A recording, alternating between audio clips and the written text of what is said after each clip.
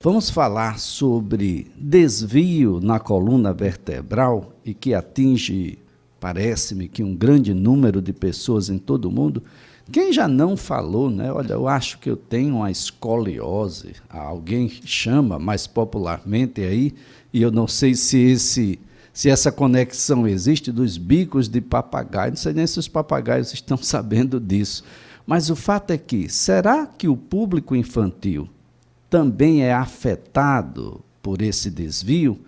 Nós estamos na linha com cirurgião de coluna vertebral, escoliose, especialista em dor do Instituto de Ortopedia e Traumas de Pernambuco, Dr. Marcelo Andrade Filho, a quem a gente agradece, viu, doutor, por nos atender. Um bom dia. Bom dia, Elias. Bom dia, ouvintes. É uma satisfação estar aqui para tirar as dúvidas. Bem, doutor Marcelo, em relação à escoliose. Eu imaginava que fosse coisa só de idoso. Aliás, muita gente termina fazendo essa conexão, que nada, problema de coluna é coisa de quem já tem muita idade. Escoliose infantil, doutor? Exato. Escoliose é muito comum, sim, nos idosos. Né? Chega a comprometer até 50% da população de idosos, né? Porque há um desgaste mais de um lado da coluna que o outro. Isso vai ocasionando um desvio. Mas é um desvio não muito preocupante, certo? Inclusive, ocorre também aparecimento de bico papagaio. Né? Bico papagaio, eu costumo dizer aos pacientes que nada mais é do que um cabelo branco da coluna, certo? E é raro, assim, ocasionar dor, tudinho. Mas aquele mito, né, de que a pessoa com cabelo branco vai ter mais dor do que uma pessoa jovem. Então é mais comum, realmente, a pessoa ter mais dor com uma pessoa de mais idade, mas não quer dizer que o cabelo branco cause dor. Mas escoliose na criança e no adolescente é bastante comum. A cada 1.000 pessoas, se juntar 1.000 pessoas, no mínimo 30 a 60 vão ter escoliose. E dessas 1.000 pessoas, dessas 30 a 60, uma acaba sendo cirúrgica. É mais comum em mulher. A gente não sabe explicar até hoje por que isso acontece, né? Por que é mais comum em mulher. E a maior causa, a gente não sabe realmente a causa. Por isso que a gente chama de escoliose idiopática. Ou seja, de cada 100 escolioses, 80%, a gente não sabe dizer por que acontece ainda. A medicina não consegue explicar por que acontece essa curvatura na coluna. Né? E alguns casos acabam sendo realmente precisando de colete para segurar. Em alguns casos até cirurgia. Né? A gente tem que operar para fixar corrigir parcialmente e fixar aquela curva para não progredir e não comprimir o pulmão no futuro. Né? Gerando problema cardíaco, respiratório no futuro para aquela criança e para o adolescente. Agora, doutor, o que é que causa a escoliose infantil? A gente tem uma ideia de que a criança nasce muito bem, não pegou nenhum peso ainda, tem todo um cuidado. Quais são os fatores, de fato, que podem contribuir para que essa escoliose apareça? A escoliose abaixo de 10 anos, né, a gente chama de escoliose de início precoce. O normal, a mais comum é aparecer após 10 anos de idade, que é a escoliose idiopática do adolescente. Nos 10 anos de idade, certo, tem uma causa muito importante, que é a escoliose congênita. O paciente ele nasce com aquela vértebra mal formada. E a vértebra mal formada acaba gerando um crescimento anormal na coluna. Né, e um crescimento que gera curva na criança. Tem a escoliose, abaixo de 10 anos, se divide em escoliose realmente infantil, que é de 0 a 3 anos, e de 4 a 10 anos, escoliose juvenil. O bom é que as crianças, a maioria das crianças de 0 a 3 anos, juvenil, a maioria delas se resolve espontaneamente. 90% resolve espontaneamente. Né? Quando não é congênita, né? Quando não tem uma formação. Né? E quanto mais alta a idade do início, é mais perigoso. Né? Por exemplo, uma criança que tem uma escoliose que aparece aos 8 anos de idade é pior do que a escoliose que aparece aos 4 anos de idade, teoricamente. Porque geralmente quanto mais novo tende a ser mais brando e resolver por si só. Mas existem outras causas, por exemplo, causas neuromusculares, problemas musculares, que não conseguem segurar a coluna, pacientes problemas musculares, doenças musculares que não conseguem segurar a coluna, problemas neurológicos, né, que não conseguem coordenar a função dos músculos para aquela região e acabar gerando curva também. A gente chama de escoliose neuromusculares, que são escolioses bem graves. Para você ter uma ideia, todas as crianças abaixo de 10 anos de idade, 100%, se tiver alguma lesão na medula, a chance de ter escoliose, medula eu costumo dizer que é o fio que coordena a musculatura, tudo, o corpo da gente, né, que está no lado da coluna. Se tiver uma lesão na medula, é 100% de chance de progredir para uma escoliose, vai ter uma escoliose no futuro. Agora, doutor, eu sei que a gente tem aí, o senhor já colocou, escoliose congênita, hereditária, não é, doutor? Mas a gente contribui de alguma forma, esses meninos estão numa agenda que dá inveja a alguns adultos e parece que carregam o mundo dentro daquelas sacolas penduradas nas costas ou mesmo arrastando. Esse cotidiano, essa rotina, pode contribuir para problemas na coluna, entre eles uma escoliose?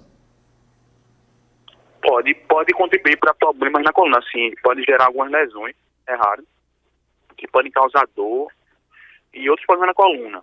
Mas escoliose, por incrível que pareça, a gente não tem como confirmar isso. Nenhuma pesquisa, nenhum trabalho no mundo consegue confirmar que carregar peso, fazer algum trabalho excessivo, gere a curva na coluna, né? Gere uma escoliose. Então a gente realmente não sabe explicar porque isso acontece na maioria dos casos. Geralmente a maior causa é essa que você disse, hereditária, né? Genética.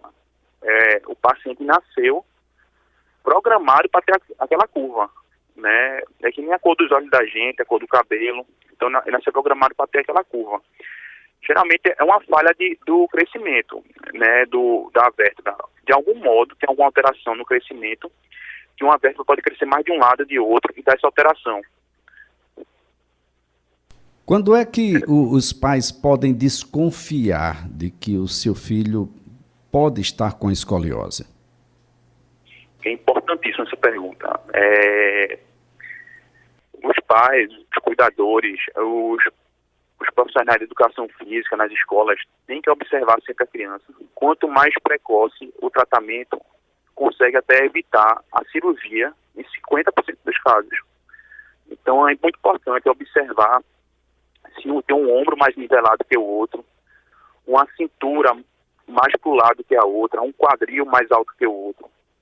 Né? Um teste que a gente faz se chama um teste de Adams, que é assim, você fica atrás da criança, e você pede a criança curvar para frente. E você vai ver se tem um lado do tronco mais alto que o outro.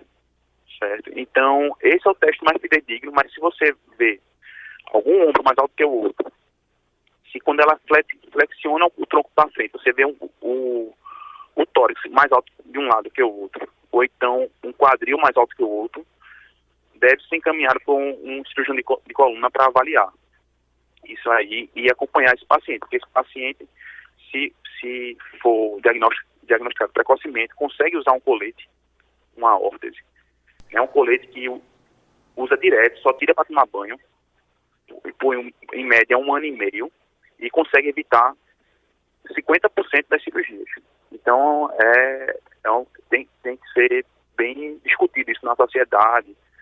Aqui em Pernambuco, a gente está tentando, esse ano, criar um programa para a conscientização das escolas públicas, né, e as escolas privadas, para que na educação física os professores avaliem os pacientes anualmente, né, e caminhem para a gente.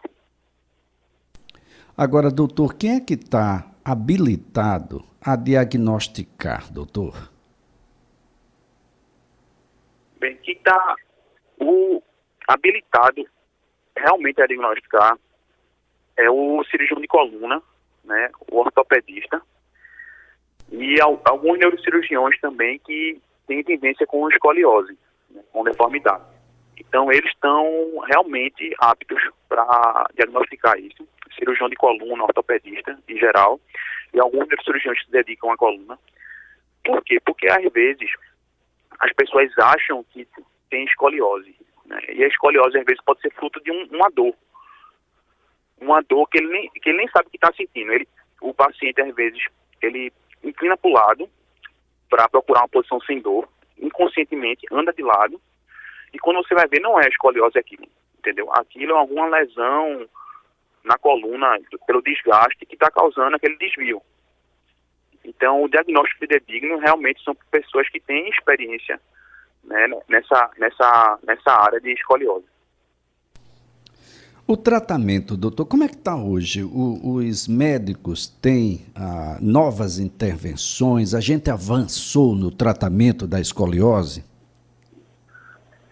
Está avançando muito. Eu, sinceramente, estou muito feliz, porque dia 30 de abril agora, no domingo, realizamos a primeira cirurgia do Nordeste com a haste de crescimento automático.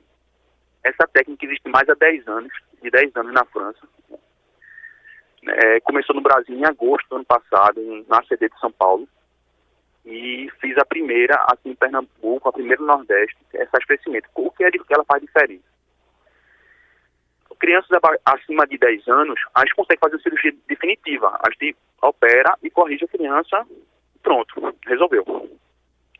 Só que quando essa acima de 10 anos, a gente pode operar uma vez e resolve. O que se fazia antes? Abaixo de 10 anos, quando era cirúrgico, a gente tem que ficar operando e reoperando o paciente diversas vezes. Imagine você ter seu filho e a cada 8 meses ter que reabordar. Abre e distrai a haste para crescer, para acompanhar o crescimento, fecha, e daqui a 8 meses de novo, várias vezes. Isso 5, 6, 7, 8 vezes.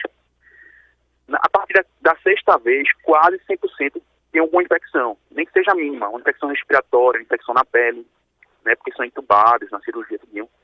Então são mutilações, né? Imagina, você acompanha esse paciente desde 5, 6 anos até 10 anos de idade assim. E gera muito sofrimento para todos, né? Para a família, para o próprio paciente tem trauma do médico às vezes, tudo do hospital, de tudo. Né? Então, antigamente fazia a primeira cirurgia e a cada 8 meses fazia outra cirurgia para acompanhar o crescimento do pulmão. Porque se a gente não acompanhar esse crescimento do pulmão, o pulmão trava de crescer também. E tem problema respiratório também. Então, dia 30 de abril, fiz a primeira cirurgia dessa haste de crescimento, que ela acompanha o crescimento do paciente. Ele vai acompanhando o crescimento da criança.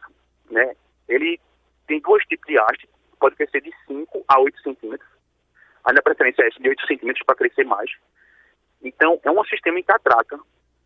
Inclusive, o fisioterapeuta ele pode ficar nas sessões de fisioterapia puxando o paciente. Puxa pelas axilas e pelas pernas para ficar estimulando esse crescimento. É uma catraca que vai e não volta. É um sistema muito simples. É impressionante, como ninguém nunca inventou isso no mundo, mas assim, está estudo há mais de 40 anos na França e iniciou em larga escala em 2013 lá. Então, é uma coisa imensurável, fantástica, né? Para chegar para a família, essas crianças de 5, 6, 4 anos de idade, e dizer que tem essa técnica hoje em dia, e a gente consegue acompanhar o crescimento no consultório sem ficar mais reoperando. É uma coisa imensurável. Então, quer dizer, doutor Marcelo, que nessas situações que são mais leves, e o quanto antes começar melhor, o diagnóstico for mais precoce melhor, nós podemos aí manter um acompanhamento médico e, claro, as indicações de exercícios, fisioterapia, isso pode ajudar. Já na degrau médio, a gente vai precisar aí do uso de órteses, possivelmente coletes, enfim, para correção postural. Nos casos mais graves, pode ser que a indicação seja cirúrgica. E esses graus, eles podem ir evoluindo, né, doutor? Se a gente não diagnostica no tempo certo, ou se faz o diagnóstico e nada faz, nenhuma intervenção é feita, a tendência é que ele venha a agravar, é isso? Exato. As órteses, inclusive, que você falou, a gente usa entre 25 e 45 graus. Desenvolveram muito também nos últimos 10 anos. Então, ficando cada vez mais acessíveis, mais baratas. Infelizmente, são caras ainda, mas hoje em dia é mais acessível. Essas órteses, esses coletes, consegue até corrigir um pouquinho a escoliose. Então, assim, a gente está muito feliz também, porque está conseguindo evitar mais ainda cirurgia, né? Em vez de 50%, talvez somente mais. Isso é o único tratamento conservador e consegue corrigir, né? Que ele, por exemplo, uma criança tem 30 graus, ela consegue às vezes corrigir para 25 e manter 25. O objetivo do colete não é esse, né? O objetivo do colete é só segurar, mas até isso está desenvolvendo isso aí. E por que a gente tem que ser precoce nas cirurgias? Porque a gente tem que operar logo. Passou de 50 graus, a gente tem que operar, de modo geral, porque o paciente só vai piorar. Eu já tive casos de pacientes que piorou quase 40 graus no ano. Entendeu? Imagine o paciente chegar com 50 graus, no outro ano está 90 graus. Então, a cirurgia é muito pior de 90 graus. Já começa a ter comprometimento pulmonar, então ele vai até para a cirurgia um pouco pior, né, da função do pulmão, do coração. Imagine adiar cada vez mais. Quanto mais se adia a cirurgia, mais grave ficam esses pacientes para operar. A coluna fica mais dura, mais difícil de corrigir, o sangramento é maior, né, a coluna fica muito rígida para a gente corrigir, tem que quebrar mais a coluna, então sangra mais, aumenta a chance de infecções, tudo. Então, quanto mais precoce, é melhor. Por quê? Os trabalhos no mundo todo, a gente trabalha em cima de média. Então, se viu que acima de 50 graus, de forma geral, é melhor operar, porque a gente sabe que só vai piorar, né? Imagine assim, não nesse caso, que piorou 40 graus no ano, mas imagine um caso que piore 3 graus por ano. Então, muitas vezes a pessoa relaxa, não vou operar não, 50 graus, aí fica 3, 4 graus por ano. Depois de 10, 15 anos, tá quase 80, 90, 100 graus. Uma coluna muito mais difícil, né? Então, na medicina, a gente não tem certeza, né, de nada, né, que a gente trabalha em cima de médias, né, que eu digo para meus pacientes, é que o problema da medicina é que não é matemática, né, porque não existe ninguém igual a ninguém, nem gêmeos são iguais, né, então a gente trabalha com médias. Então a média é que 50 graus, se eu opere logo. Os pacientes que atrasaram de operar, os resultados foram piores, em diversos aspectos. Tem algum aspecto preventivo, doutor, que a gente deva mencionar? O aspecto preventivo é a educação, né, dos pais, dos professores nas escolas, do professor de educação física, né? É isso que a gente está fazendo aqui, divulgar nas redes, nas mídias, nas rádios, nas TVs, as pessoas conscientizar, porque é uma coisa comum, né? E às vezes, infelizmente, só chega no consultório, às vezes, quando vai diagnosticar PCB, só chega caso já cirúrgico. Então são os pais, as mães, os avós, o educador físico, né, pedir para tirar a blusa, né, ver o paciente de costas e ver se realmente a família ficar vendo, se tem um ombro mais alto que o outro, a criança, um adolescente, principalmente a partir de 10 anos de idade, que é o mais comum. Se tem um ombro mais alto que o outro, um quadril mais alto que o outro, né, se tem uma cintura mais para dentro que a outra, né, e pedir aquele teste, se puder procurar aí teste de Adams. Nada mais é que inclinar o corpo para frente, como se você socar a mão no chão, e você vai ver um lado mais alto que o outro. Viu um lado mais alto que o outro do tronco? Então é indicado encaminhar para o cirurgião de coluna para avaliar. Muito bem.